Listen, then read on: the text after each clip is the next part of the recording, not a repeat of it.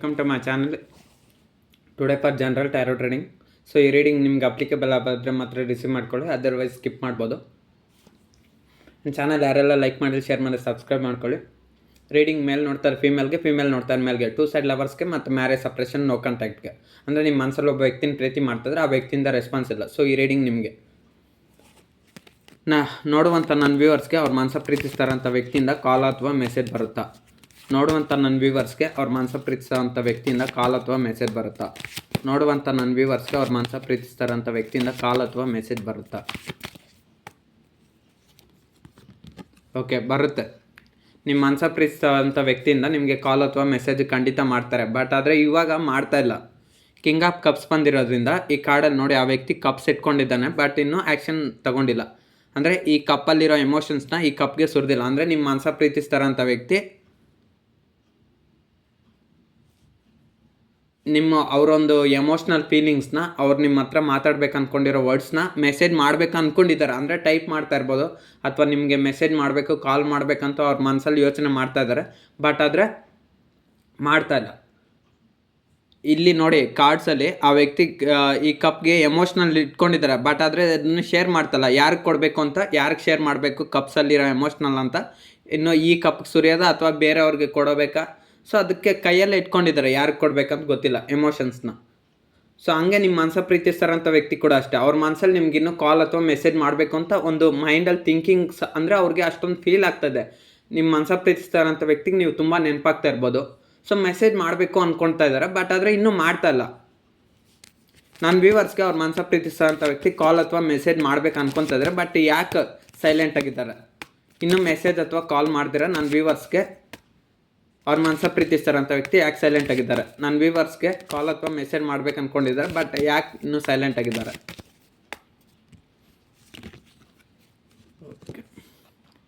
Okay, ace of pentacles ಬಂದಿರೋದ್ರಿಂದ ನಿಮ್ಮ ಮನಸ್ಸ ಪ್ರೀತಿಸ್ತಾರಂಥ ವ್ಯಕ್ತಿ ಅವ್ರ ಕಡೆಯಿಂದ ನೋಡಿ, ಇಲ್ಲಿ ಒಬ್ಬ ವ್ಯಕ್ತಿ ಕೈಯಲ್ಲಿ ಪೆಂಟಿಕಲ್ಸ್ ಕೊಡ್ತಾ ಇದ್ದಾರೆ. ಅಂದರೆ ಅವ್ರ ಕಡೆಯಿಂದ ಮೆಸೇಜ್ ಅಥವಾ ಕಾಲ್ ಬಂದರೆ ನಿಮ್ಮ ಒಂದು ರಿಯಾಕ್ಷನ್ ಹೇಗಿರುತ್ತೆ, ಅಥವಾ ನೀವು ಯಾವ ರೀತಿ ಬಿಹೇವ್ ಮಾಡ್ತೀರಾ, ಅಥವಾ ನೀವು ಯಾವ ರೀತಿ ರೆಸ್ಪಾನ್ಸ್ ಮಾಡ್ತೀರಾ, ಅದು ಒಂದು ಪ್ರಾಬ್ಲಮ್ ಇದೆ. ಇನ್ನೊಂದು, ನಿಮ್ಮ ಮನಸ್ಸ ಪ್ರೀತಿಸ್ತಾರಂಥ ವ್ಯಕ್ತಿಗೆ ನಿಮ್ಮ ಕಾಂಟ್ಯಾಕ್ಟು ಡೀಟೇಲ್ಸು ಕೆಲವ್ರ ಹತ್ರ ಇರುತ್ತೆ, ಇನ್ನು ಕೆಲವ್ರಿಗೆ phone number, WhatsApp, social media accounts.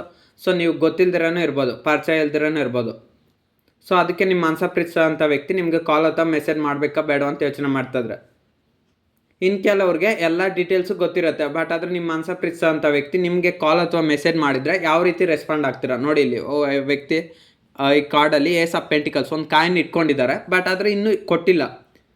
So ಕೊಟ್ಟರೆ, ಬೇರೆಯವ್ರಿಗೆ ಕೊಟ್ಟರೆ ಈತನ ಕೈ ಖಾಲಿ ಆಗುತ್ತೆ, ಅವನು ಕೈ ಖಾಲಿ ಆಗೋದ್ರಿಂದ ಅವನು ಎಂಪ್ಟಿ ಆಗ್ತಾನೆ. ಸೊ ಅದೇ ರೀತಿ ನಿಮ್ಮ ಮನಸ್ಸ ಪ್ರೀತಿಸೋಂಥ ವ್ಯಕ್ತಿ ಅವರಲ್ಲಿರೋ ಎಮೋಷನ್ಸ್ನ, ಫೀಲಿಂಗ್ಸ್ನ ಎಲ್ಲವೂ ನಿಮ್ಮ ಹತ್ರ ಶೇರ್ ಮಾಡ್ಕೊಂಡ್ಬಿಟ್ರೆ ನೀವು ಯಾವ ರೀತಿ ರಿಯಾಕ್ಟ್ ಆಗ್ತೀರಾ, ಅಥವಾ ಅವ್ರಿಗೆ ಯಾವ ರೀತಿ ಅದು ಇಂಪ್ಯಾಕ್ಟ್ ಆಗುತ್ತೆ. ಸೊ ಎಲ್ಲ ಥರದ್ರಲ್ಲೂ ನಿಮ್ಮ ಮನಸ್ಸ ಪ್ರೀತಿಸೋಂಥ ವ್ಯಕ್ತಿ ಕಾಂಪ್ಲಿಕೇಟೆಡಾಗಿ ಆಲೋಚನೆ ಮಾಡ್ತಾರೆ.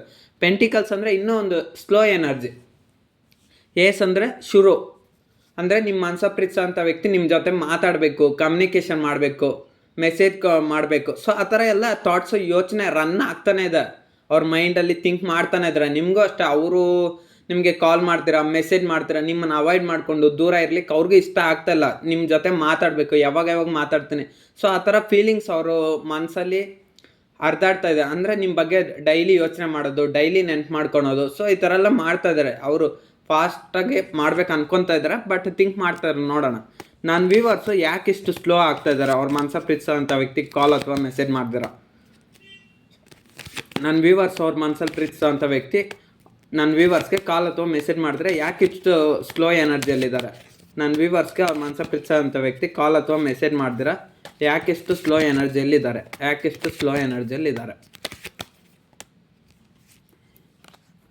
ಓಕೆ, ಏಸ್ ಆಫ್ ವಾಂಡ್ಸ್ ಬಂದಿರೋದ್ರಿಂದ ನಿಮ್ಮ ಮನಸ್ಸ ಪ್ರೀತಿಸೋಂಥ ವ್ಯಕ್ತಿಗೂ ನಿಮಗೂ ಸಪ್ರೇಷನ್ ಆಗಿರ್ಬೋದು.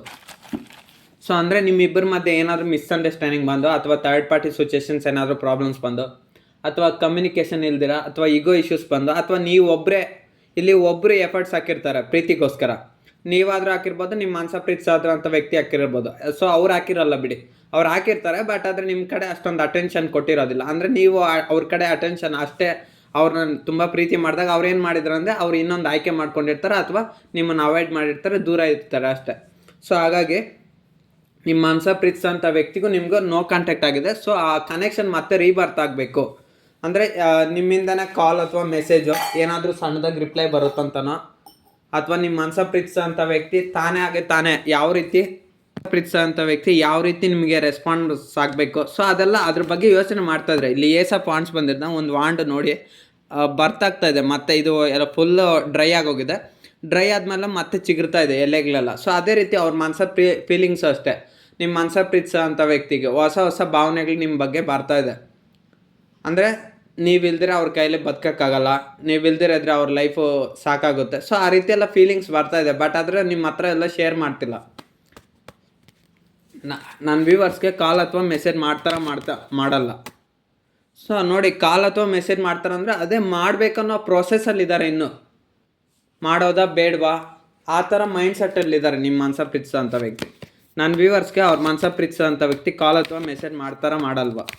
ನನ್ನ ವ್ಯೂವರ್ಸ್ಗೆ ಅವ್ರ ಮನಸ ಪ್ರೀತಿಸೋಂಥ ವ್ಯಕ್ತಿ ಕಾಲ್ ಅಥವಾ ಮೆಸೇಜ್ ಮಾಡಲ್ಲ. ನನ್ನ ವ್ಯೂವರ್ಸ್ಗೆ ಅವ್ರ ಮನಸ ಪ್ರೀತಿಸೋಂಥ ವ್ಯಕ್ತಿ ಕಾಲ್ ಅಥವಾ ಮೆಸೇಜ್ ಮಾಡಲ್ಲ. ಓಕೆ, ಅದೇ ನೋಡಿ, ನಿಮ್ಮಿಬ್ಬರ ಮಧ್ಯೆ ನಿಮ್ಮ ಮನಸ ಪ್ರೀತಿಸೋಂಥ ವ್ಯಕ್ತಿಯಿಂದ ನೀವು ತುಂಬ ಹೋದ್ರಿ. ಬಟ್ ಆದರೆ ಅವರು ನಿಮ್ಮನ್ನು ಅವಾಯ್ಡ್ ಮಾಡಿದರು.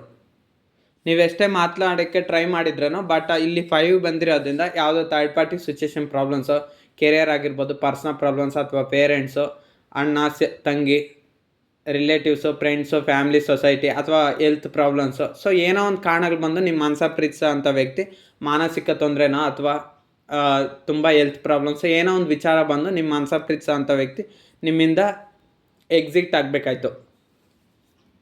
ನಿಮ್ಮ ಮನಸ ಪ್ರೀತಿಸೋಂಥ ವ್ಯಕ್ತಿ ಅಥವಾ ಇನ್ನು ಸೊಸೈಟಿ ಪ್ರಾಬ್ಲಮ್ಸ್ ಅಥವಾ ಜನಗಳಿಂದನೋ ಅಥವಾ ಕೆಲಸ ವರ್ಕ್ ಕೂಡ ಟ್ರಾನ್ಸ್ಫರ್ ಆಗಿರ್ಬೋದು. ಇವಾಗ ಜಾಬ್ ಒಂದು ಕಡೆ ಇರುತ್ತೆ, ನಿಮ್ಮ ಮನಸ ಪ್ರೀತಿಸೋಂಥ ವ್ಯಕ್ತಿಗೆ ಜಾಬ್ ಇನ್ನೊಂದು ಕಡೆ ಟ್ರಾನ್ಸ್ಫರ್ ಆಗಿರ್ಬೋದು. ಅಥವಾ ಅಲ್ಲಿ ಜಾಬು ಇಷ್ಟು ದಿವಸ ಮಾತ್ರ ಕೆಲಸ ಮಾಡಬೇಕು ಅಂತ ರಿಕ್ವೈರ್ಮೆಂಟ್ ಇಟ್ಟಿರ್ಬೋದು. ಅಂದರೆ ಇವಾಗ ಸಪೋಸ್ 1 ವರ್ಷ ಕಾಂಟ್ರಾಕ್ಟು, 2 ವರ್ಷ ಕಾಂಟ್ರಾಕ್ಟು. ಸೊ ಅಷ್ಟು ವರ್ಷ ಮಾತ್ರ ನೀವು ಮಾಡಬೇಕು ಕಾಂಟ್ರಾಕ್ಟರ್ ಕಂಪ್ನಿಯಲ್ಲಿ ಕೆಲಸ ಅಥವಾ ಬಿಸ್ನೆಸ್ಸು. ಸೊ ಏನೋ ಒಂದು ಇಷ್ಟು ವರ್ಷ ನಿಗದಿತವಾಗಿ ಮಾಡಿರ್ಬೋದು, ಆಮೇಲೆ ಲಾಸ್ ಆಗಿರ್ಬೋದು. ಸೊ ಯಾವುದೋ ಒಂದು ವಿಚಾರದಲ್ಲಿ ನಿಮ್ಮ ಮನಸ ಪ್ರೀತಿಸೋಂಥ ವ್ಯಕ್ತಿಗೆ ಏನೋ ತೊಂದರೆ ಆಗಿದೆ. ಸೊ ಅದರಿಂದ ಅವರು ನಿಮ್ಗೆ ಹೇಳ್ದಿರಾನೆ ಅವ್ರ ಲೈಫ್ ಕಡೆ ಅವ್ರು ಫೋಕಸ್ ಮಾಡಿದರು. ಸೊ ನೀವು ಅವರಿಂದ ಪ್ರೀತಿಗೋಸ್ಕರ ಎಫರ್ಟ್ಸ್ ಹಾಕಿ ಸಾಕಾಯ್ತು. ಅವರು ಅವಾಗ ನಿಮ್ಮನ್ನು ಅವಾಯ್ಡ್ ಮಾಡಿದರು. ಸೊ ಅದನ್ನೆಲ್ಲ ನೆನ್ಪು ಮಾಡ್ಕೊತಿದ್ರೆ ಇವಾಗ ನಾನು ಮಾಡಿದರೆ ಸಡನ್ಲಿ ಕಾಲ್ ಅಥವಾ ಮೆಸೇಜಸ್ಸು ನನ್ನ ವ್ಯಕ್ತಿ ಯಾವ ರೀತಿ ರಿಪ್ಲೈ ಕೊಡ್ತಾರೆ. ಸೊ ಅದನ್ನೆಲ್ಲ ನಿಮಗೆ ಕಾಲ್ ಅಥವಾ ಮೆಸೇಜ್ ಮಾಡಬೇಕಾದ್ರೆ ಎಲ್ಲವನ್ನು ನೆನ್ಪು ಮಾಡ್ಕೊತಿದ್ರೆ ನಿಮ್ಮ ಮನಸ ಪ್ರೀತಿಸೋಂಥ ವ್ಯಕ್ತಿ. ಓಕೆ, ನನ್ನ ವ್ಯೂವರ್ಸ್ಗೋಸ್ಕರ ಇಷ್ಟೆಲ್ಲ ಅವ್ರ ಮನಸ ಪ್ರೀತಿಸೋಂಥ ವ್ಯಕ್ತಿ ನೆನ್ಪು ಮಾಡ್ಕೊತಿದ್ರು. ಕಾಲ್ ಅಥವಾ ಮೆಸೇಜ್ ಮಾಡ್ಬೋದಾ ಮಾಡಲ್ವಾ? ನನ್ನ ವ್ಯೂವರ್ಸ್ನ ಇಷ್ಟೆಲ್ಲ ನೆನ್ಪು ಮಾಡ್ಕೊತಿದಾರಲ್ವ, ಅವ್ರ ಮನಸ ಪ್ರೀತಿಸೋಂಥ ವ್ಯಕ್ತಿ ಕಾಲ್ ಅಥವಾ ಮೆಸೇಜ್ ಮಾಡಲ್ಲ. ನನ್ನ ವ್ಯೂವರ್ಸ್ನ ಇಷ್ಟೆಲ್ಲ ನೆನ್ಪು ಮಾಡ್ಕೊತಿದ್ರು, ಅವ್ರ ಮನಸ ಪ್ರೀತಿಸೋಂಥ ವ್ಯಕ್ತಿ ಕಾಲ್ ಅಥವಾ ಮೆಸೇಜ್ ಮಾಡಲ್ಲ. ಓಕೆ, ಮಾಡ್ಬೇಕು ಅಂದ್ಕೊಂಡಿದ್ದಾರೆ. ಓಕೆನಾ, ಅಲ್ಲಿ ಪ್ರಾಬ್ಲಮ್ಸ್ ಇದೆ ನೋಡಿ. ಇಲ್ಲಿ ಥರ್ಡ್ ಪಾರ್ಟಿ ಸಿಚುವೇಶನ್ ಪ್ರಾಬ್ಲಮ್ಸ್, ಇನ್ನೂ ಅವ್ರ ಪೇರೆಂಟ್ಸ್ ಆಗಿರ್ಬೋದು ಅಥವಾ ಥರ್ಡ್ ಪರ್ಸನ್ ಇರ್ಬೋದು, ಸೊಸೈಟಿ ಪ್ರಾಬ್ಲಮ್ಸ್ ಇರ್ಬೋದು, friends, family.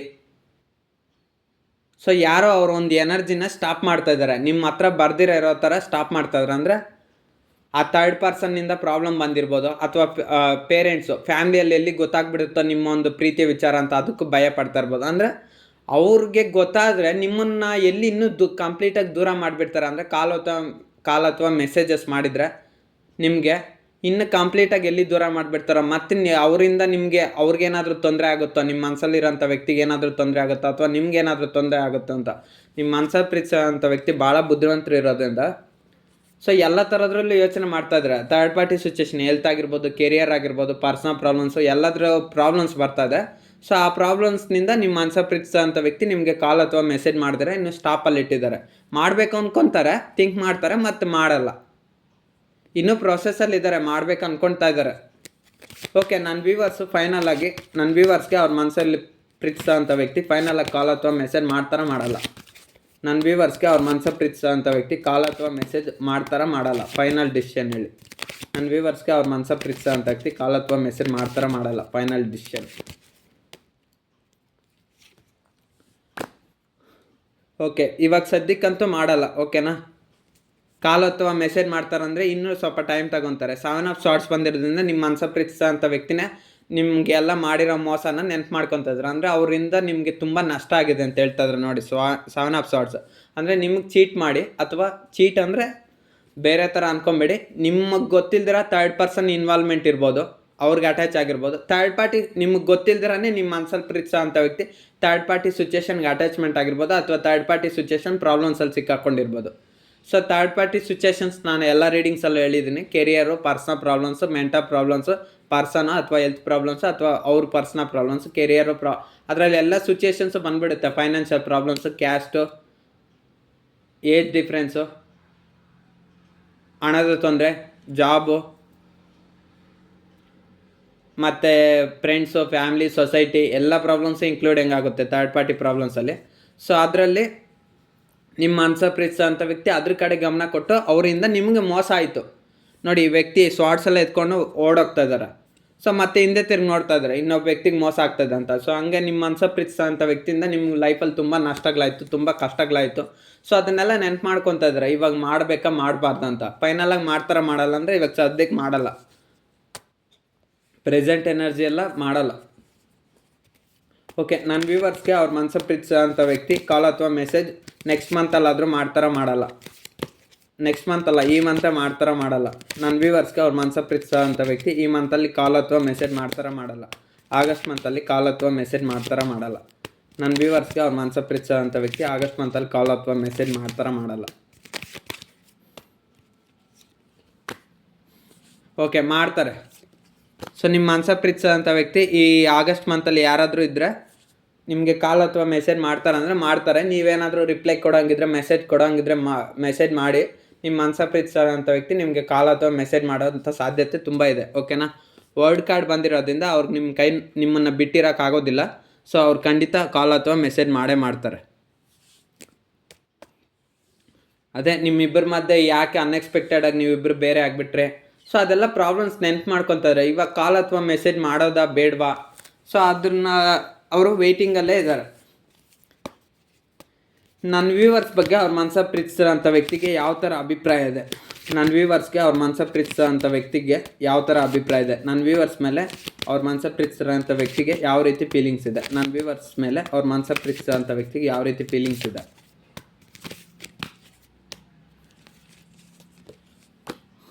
Okay, 9 of pentacles ಬಂದಿದ್ದನ್ನು ನಿಮ್ಮ ಮನಸ ಪ್ರೀತಿಸೋ ಅಂಥ ವ್ಯಕ್ತಿ ಯಾವಾಗಲೂ ನಿಮ್ಮನ್ನು ಇಷ್ಟಪಡ್ತಾರೆ. ನೀವಿದ್ದರೆ ಅವ್ರ ಲೈಫು ನೋಡಿ, ಇಲ್ಲಿ ಒಂದು ಬರ್ಡ್ ಆ ವ್ಯಕ್ತಿ ಕೈ ಮೇಲೆ ಹೋಗಿ ಕೂತ್ಕೊಂಡಿದೆ. ಸೊ ಆ ವ್ಯಕ್ತಿ ಕೈ ಮೇಲೆ ಹೋಗಿ ಕೂತ್ಕೊಂಡಿದೆ ಅಂದರೆ ಆ ಬರ್ಡ್ಗೆ ಆ ವ್ಯಕ್ತಿ ಅಂದರೆ ಇಷ್ಟ. ಹಂಗೆ ನಿಮ್ಮ ಮನಸ ಪ್ರೀತಿಸೋ ಅಂಥ ವ್ಯಕ್ತಿಗೂ ಅಷ್ಟೇ ನೀವಂದರೆ ತುಂಬ ಇಷ್ಟ. ನೀವಿದ್ದರೆ ಅವ್ರ ಲೈಫಲ್ಲಿ ಅವ್ರು ಫುಲ್ಲೇ ಹ್ಯಾಪಿಯಾಗಿರ್ತಾರೆ. ನೋಡಿ, ಈ ಬರ್ಡ್ ಆ ವ್ಯಕ್ತಿ ಮೇಲೆ ಬಂದು ಕೂತಿದೆ. ಈ ವ್ಯಕ್ತಿ ಸ್ವಲ್ಪ ಹ್ಯಾಪಿಯಾಗಿದ್ದಾನೆ, ಮತ್ತು ಪೆಂಟಿಕಲ್ಸ್ ಎಲ್ಲ ಇದೆ, ಗ್ರೌತ್ನೆಸ್ ಇದೆ. ಆ ವ್ಯಕ್ತಿಗೆ ಏನೂ ಸಮಸ್ಯೆ ಇಲ್ಲ. ಅದೇ ಅವರು ಒಬ್ಬ ಪಾರ್ಟ್ನರು ಸ್ವಲ್ಪ ದೂರ ಇರ್ಬೋದು ಅಷ್ಟೇ. ಇನ್ನು ಆ ವ್ಯಕ್ತಿಗೆ ಸಪೋರ್ಟಾಗಿ ಪಾರ್ಟ್ನರಾಗಿ ಇವಾಗ ಅಂದರೆ ಈ ವ್ಯಕ್ತಿಗೆ ನೋಡಿ ಸಂತೋಷ ಕೊಡಲಿಕ್ಕೆ ಇಲ್ಲಿ ಬರ್ಡ್ ಆ ವ್ಯಕ್ತಿ ಮೇಲೆ ಆಟ ಆಡಲಿಕ್ಕೆ ಕೂತ್ಕೊಂಡಿದೆ. ಹಂಗೆ ನಿಮ್ಮ ಮನಸ ಪ್ರೀತಿಸೋ ಅಂಥ ವ್ಯಕ್ತಿ ಲೈಫಲ್ಲೂ ಅಷ್ಟೇ ನೀವಿದ್ದರೆ ಅವ್ರ ಲೈಫಲ್ಲ ತುಂಬ ಬಿಂದಾಸ್ ಆಗಿರುತ್ತೆ, ಹ್ಯಾಪಿಯಾಗಿರುತ್ತೆ ಅಂತ ನಿಮ್ಮ ಮನಸ ಪ್ರೀತಿಸೋ ಅಂಥ ವ್ಯಕ್ತಿ ಯೋಚನೆ ಮಾಡ್ತಾಯಿದ್ರು. ಅವ್ರಿಗೆ ನೀವು ಅಂದರೆ ತುಂಬ ಇಷ್ಟ, ಫೀಲಿಂಗ್ಸ್ ಅಂತೂ ಗುಡ್ಡಾಗೇ ಇದೆ. ಬಟ್ ಅವ್ರಿಗೆ ನೀವು ಇಷ್ಟ, ಅವ್ರ ಲೈಫಲ್ಲಿ ನೀವಿದ್ದರೆ ಅವ್ರಿಗೆ ತುಂಬ ಥರದ ಬೆನಿಫಿಟ್ ಅನ್ನೋದಕ್ಕಿಂತ ಅವ್ರ ಲೈಫ್ ನಿಮ್ಮ ಮನಸ ಪ್ರೀತಿಸೋ ಅಂಥ ಒಂದು ವ್ಯಕ್ತಿಯ ಒಂದು ಜೀವನದಲ್ಲಿ ಅವ್ರು ಸ್ವಲ್ಪ ಹ್ಯಾಪಿಯಾಗಿರ್ತಾರೆ ಅಂತ ಹೇಳ್ಬೋದು. ಹ್ಯಾಪಿನೆಸ್ ಅನ್ನೋದು ಬರುತ್ತೆ. ಇಷ್ಟು ದಿವಸ ನಿಮ್ಮಿಂದ ಸಪ್ರೇಷನಲ್ಲಿದ್ದಾರೆ, ಹ್ಯಾಪಿನೆಸ್ ಇಲ್ಲ. ನೀವು ಯಾವಾಗ ನಿಮ್ಮ ಮನಸ ಪ್ರೀತಿಸೋ ಅಂಥ ವ್ಯಕ್ತಿ ಲೈಫಲ್ಲಿ ಫಸ್ಟ್ ಟೈಮ್ ಹೋಗಿದ್ರೂ ಅವ್ರ ಲೈಫಲ್ಲಿ ಆವಾಗಲೇ ಹ್ಯಾಪಿನೆಸ್ ಬಂದಿರೋದು. 9 ಆಫ್ ಪೆಂಟಿಕಲ್ಸ್ ಅದಕ್ಕೆ ಬಂದಿರೋದು. ಸೊ ಡೆವಿಲ್ ಕಾರ್ಡು ಇನ್ನೊಂದು, ನಿಮ್ಮ ಮನಸ ಪ್ರೀತಿಸೋ ಅಂಥ ವ್ಯಕ್ತಿ ನಿಮ್ಮನ್ನು ಬಿಟ್ಟಿರೋಕ್ಕಾಗಲ್ಲ, ಅಷ್ಟು ಇಷ್ಟಪಡ್ತಾರೆ. ಡೆವಿಲ್ ಕಾರ್ಡ್ ಬಂದಿರೋದ್ರಿಂದ ನಿಮ್ಮ ಮನಸ ಪ್ರೀತಿಸೋ ಅಂಥ ವ್ಯಕ್ತಿ ನಿಮ್ಮನ್ನು ಎಷ್ಟು ಇಷ್ಟಪಡ್ತಾರಂದರೆ ಅವ್ರು ನಿಮ್ಮನ್ನು ಮರೆಯೋಕ್ಕಾಗಲ್ಲ, ಅಷ್ಟು ಇಷ್ಟಪಡ್ತಾರೆ. ನಿಮ್ಗೆ ಕೂಡ ಅವ್ರನ್ನ ಮರೆಯೋಕ್ಕಾಗಲ್ಲ, ಅಷ್ಟು ಇಷ್ಟಪಡ್ತಾರೆ. ಮತ್ತು ಡೆತ್ ಕಾರ್ಡ್ ಬಂದಿದೆ. ನೋ ಕಾಂಟ್ಯಾಕ್ಟ್ ಸಿಚುವೇಷನ್ ನಡೀತಾ ಇದೆ. ಸೊ ಅದಕ್ಕೆ ಕಾಲ್ ಅಥವಾ ಮೆಸೇಜ್ ಮಾಡ್ದಿರ ಸೈಲೆಂಟ್ ಆಗಿದ್ದಾರೆ. ನನ್ನ ವ್ಯೂವರ್ಸ್ಗೆ ಅವ್ರ ಮನಸ ಪ್ರೀತಿಸೋ ಅಂಥ ವ್ಯಕ್ತಿ ಕಾಲ್ ಅಥವಾ ಮೆಸೇಜ್ ಮಾಡ್ದಿರೋದಕ್ಕೆ ರೀಸನ್ಸ್ ಏನು? ನನ್ನ ವ್ಯೂವರ್ಸ್ಗೆ ಅವ್ರ ಮನಸ ಪ್ರೀತಿಸೋ ಅಂಥ ವ್ಯಕ್ತಿ ಕಾಲ್ ಅಥವಾ ಮೆಸೇಜ್ ಮಾಡ್ದಿರೋದಕ್ಕೆ ರೀಸನ್ಸ್ ಏನು? ನನ್ನ ವ್ಯೂವರ್ಸ್ಗೆ ಅವ್ರ ಮನಸ ಪ್ರೀತಿಸೋ ಅಂಥ ವ್ಯಕ್ತಿ ಕಾಲ್ ಅಥವಾ ಮೆಸೇಜ್ ಮಾಡ್ದಿರೋದಕ್ಕೆ ರೀಸನ್ಸ್ ಏನು? Okay, empress. ಫಸ್ಟಲ್ಲಿ ಎಂಪ್ರೆಸ್ ಬಂದಿದೆ. ಅವ್ರು ನಿಮ್ಮನ್ನು ತುಂಬ ಇಷ್ಟಪಡ್ತಾ ಇದ್ದಾರೆ. ಬಟ್ ಆದರೆ ಫೀಲಿಂಗ್ಸ್ನ ಅಷ್ಟು ಬೇಗ ಶೇರ್ ಮಾಡೋಂಥ ವ್ಯಕ್ತಿ ಅಲ್ಲ ನಿಮ್ಮ ಮನಸ ಪ್ರೀತಿಸೋ ಅಂಥ ವ್ಯಕ್ತಿ.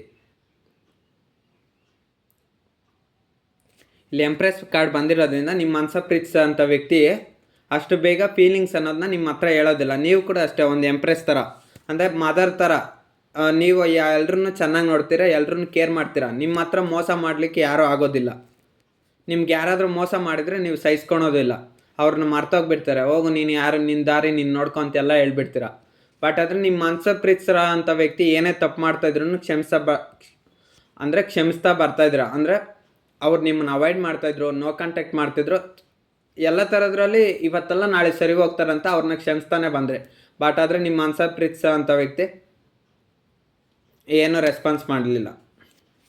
ಸೊ ಅದಕ್ಕೆ ಅವ್ರ ಫೀಲಿಂಗ್ಸ್ನ ನಿಮ್ಮ ಹತ್ರ ಏನೂ ಹೇಳ್ತಿಲ್ಲ. ಅವ್ರು ಯಾಕೆ ನಿಮಗೆ ಕಾಲ್ ಅಥವಾ ಮೆಸೇಜ್ ಮಾಡ್ತಿಲ್ಲ ಅಂದರೆ ಅವ್ರಿಗೆ ಏನು ಅನಿಸ್ತಾ ಇದೆ ಅಂದರೆ ನಿಮಗೆ ಮೋಸ ಮಾಡಬಾರ್ದು. ಮೋಸ ಮಾಡೋದು ಗೊತ್ತಾದರೆ ನಿಮ್ಗೆ ಇಷ್ಟ ಆಗೋದಿಲ್ಲ. ಎಂಪ್ರೆಸ್ ಬಂದಿರೋದನ್ನ ನೋಡಿ, ಈ ಮಹಾರಾಣಿ ಈಕೆಗೆ ಮೋಸ ಮಾಡಿದರೆ ತಕ್ಕನಾದ ಶಿಕ್ಷೆ ಕೊಡ್ತಾಳೆ. ಹಂಗೆ ನಿಮ್ಮ ಮನಸ ಪ್ರೀತಿಸೋ ಅಂಥ ವ್ಯಕ್ತಿ ಥರ್ಡ್ ಪಾರ್ಟಿ ಸಿಚುವೇಶನ್ಗೆ ಅಟ್ಯಾಚ್ಮೆಂಟ್ ಆಗಿದ್ದೀನಿ ಅಂತ ನಿಮ್ಗೆ ಹೇಳಿಲ್ಲ.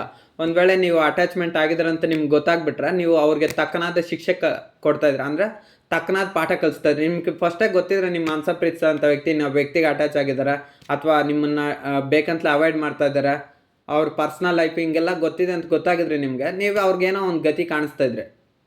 ಅಂದರೆ ಗತಿ ಕಾಣಿಸ್ತಿದ್ರೆ ಅಂದರೆ ಹೋಗಪ್ಪ ನೀನು ಸವಾಸ ನೀನು ಬೇಡ, ನಿನ್ನ ಜೀವನ ನೀನು ನೋಡ್ಕೊ ಅಂತ ಹೇಳ್ಬಿಟ್ಟು, ಅದು ಹುಡುಗನಾಗಿರಲಿ ಹುಡುಗಿಯನಾಗಿರಲಿ, ಹಂಗೆ ನೀವು ಯಾರಿದ್ದೀರ ಅವ್ರಿಗೆ ಹಂಗೆ ಹೇಳ್ತಾಯಿದ್ರಿ, ಹೋಗಪ್ಪ ನಿನ್ನ ಜೀವನ ನೀನು ನೋಡ್ಕೊ, ನಂಗೆ ನಿನ್ನ ಬೇಡ ಅಂತ ಹೇಳ್ಬಿಟ್ಟು ಒಂದು ದೊಡ್ಡ ಸಲಾಮ್ ಹಾಕ್ಬಿಟ್ಟು ಸುಮ್ಮನೆ ಆಗ್ತಾಯಿದ್ರಿ. ಬಟ್ ಆದರೆ ಇವಾಗ ಅವ್ರನ್ನ ತುಂಬ ಇಷ್ಟಪಟ್ಬಿಟ್ಟಿದ್ರು, ಅದಕ್ಕೆ ಅವ್ರು ಏನೇ ತಪ್ಪು ಮಾಡಿದ್ರು ಎಲ್ಲ ಹೋಗ್ಲಂತ ಸುಮ್ಮನೆ ಇದ್ದೀರ ಅಷ್ಟೇ. ಸೊ ಅದಕ್ಕೆ ಅವರು ನೀವು ಯಾಕೆ ಕಾಲ್ ಅಥವಾ ಮೆಸೇಜ್ ಮಾಡ್ತಲ್ಲ ಅಂದರೆ ನಿಮ್ಮ ಹತ್ರ ಯಾವುದೇ ಪ್ರಾಬ್ಲಮ್ ಥರ್ಡ್ ಪಾರ್ಟಿ ಸಿಚುವೇಶನ್ನ ಮೇಂಟೈನ್ ಮಾಡಿಕೊಂಡು ನಿಮ್ಮ ಹತ್ರ ಬಂದರೆ ನೀವು ಒಪ್ಕೊಳೋದಿಲ್ಲ. ಅದಕ್ಕೆ ನೀವು ಯೋಚನೆ ಮಾಡ್ತಾಯಿರೋದು.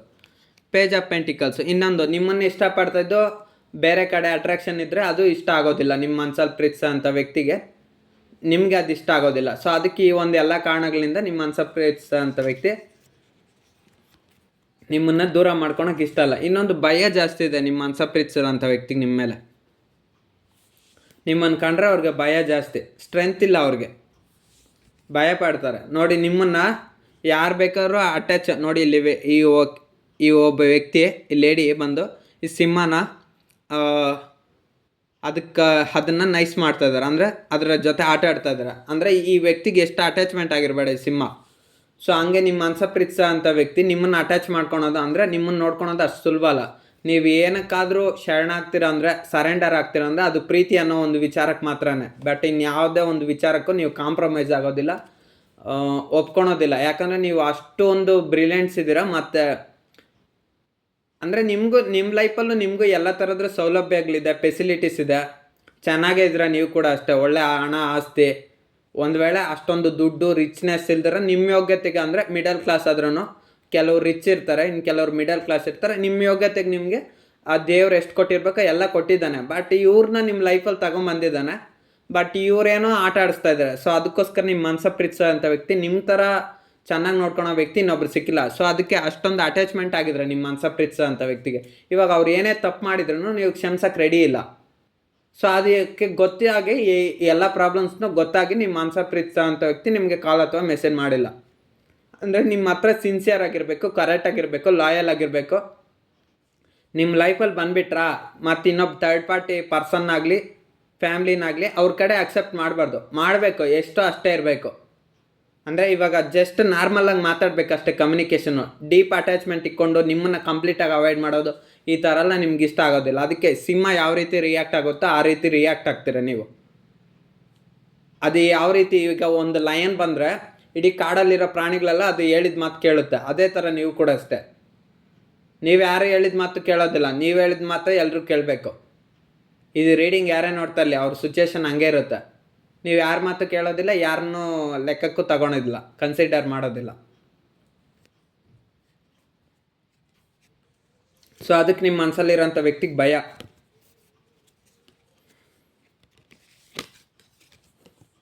ಮತ್ತು ಇನ್ನೊಂದು, ಲವರ್ಸ್ ಕಡೆ ಬಂದಿದೆ. ಲವರ್ಸ್ ಕಾರ್ಡ್ ಬಂದಿರೋದ್ರಿಂದ ನಿಮ್ಮ ಮನಸ್ಸು ಪ್ರೀತಿಸೋ ಅಂಥ ವ್ಯಕ್ತಿ ನಿಮ್ಮನ್ನು ತುಂಬ ಇಷ್ಟಪಡ್ತಾ ಇದ್ದಾರೆ. ಎಲ್ಲಿ ಅವ್ರನಿಂದ ತಪ್ಪಾದರೆ ನಿಮ್ಮನ್ನು ದೂರ ಮಾಡಿ ಕಳ್ಕೊಂಡ್ಬಿಡ್ತೀರ ಅನ್ನೋ ಒಂದು ಭಯ. ಮತ್ತು 8 ಆಫ್ ಪೆಂಟಿಕಲ್ಸು. ಸೊ ನೀವು ಅವ್ರಿಗೋಸ್ಕರ ತುಂಬ ಕಷ್ಟಪಡ್ತೀರ, ಅವ್ರಿಗೋಸ್ಕರ ಏನು ಬೇಕಾದ್ರೂ ಮಾಡ್ತೀರಾ. ಅದೆಲ್ಲ ಗೊತ್ತಿದೆ ನಿಮ್ಮ ಮನಸ್ಸು ಪ್ರೀತಿಸಿರೋ ಅಂಥ ವ್ಯಕ್ತಿಗೆ. ಏನಾದರೂ ಸ್ವಲ್ಪ ಹೆಚ್ಚು ಕಮ್ಮಿ ಆದ್ರೇನೋ ನೀವು ಅವ್ರನ್ನ ಕಂಪ್ಲೀಟಾಗಿ ಅವಾಯ್ಡ್ ಮಾಡ್ತೀರಾ. ಬೇಕಾದರೆ ಅವ್ರನ್ನ ಬಿಟ್ಕೊಟ್ಬಿಡ್ತೀರ. ನಿನ್ನ ಜೀವನ ನೀನು ಏನಾದರೂ ಮಾಡ್ಕೋಗು ಅಂತ ನೀವು ಬಿಟ್ಕೊಟ್ಬಿಡ್ತೀರಾ. ಆ ರೀತಿ ಪರಿಸ್ಥಿತಿಯಲ್ಲಿ ನಿಮ್ಮ ಮನಸ್ಸಲ್ಲಿ ಪ್ರೀತಿಸ್ತಂಥ ವ್ಯಕ್ತಿ ನಿಮ್ಗೆ ಭಯ ಪಡ್ತಾ ಇದ್ದಾರೆ ಕಾಲ್ ಅಥವಾ ಮೆಸೇಜ್ ಮಾಡಲಿಕ್ಕೆ. ಸೊ ಇದೆಲ್ಲ ರೀಸನ್ಸು.